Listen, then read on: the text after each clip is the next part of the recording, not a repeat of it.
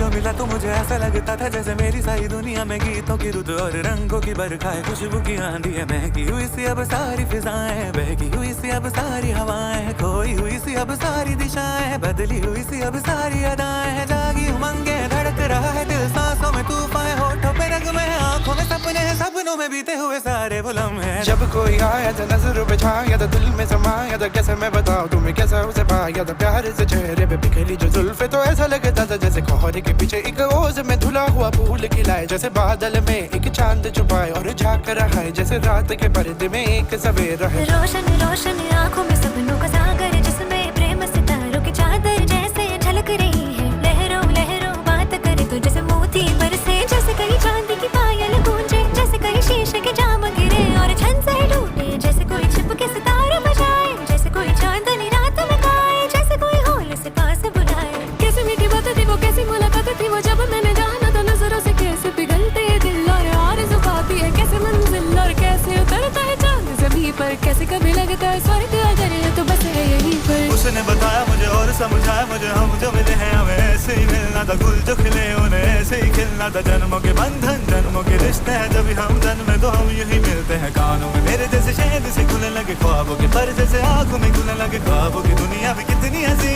और कैसी रंगी थी ख्वाबों की दुनिया जो कहने की थी पर कहीं भी नहीं थी। ख्वाब जो टूटे मेरे, आँख जो खुली मेरी, होश जो आया मुझे, मैंने देखा मैंने जाना वो जो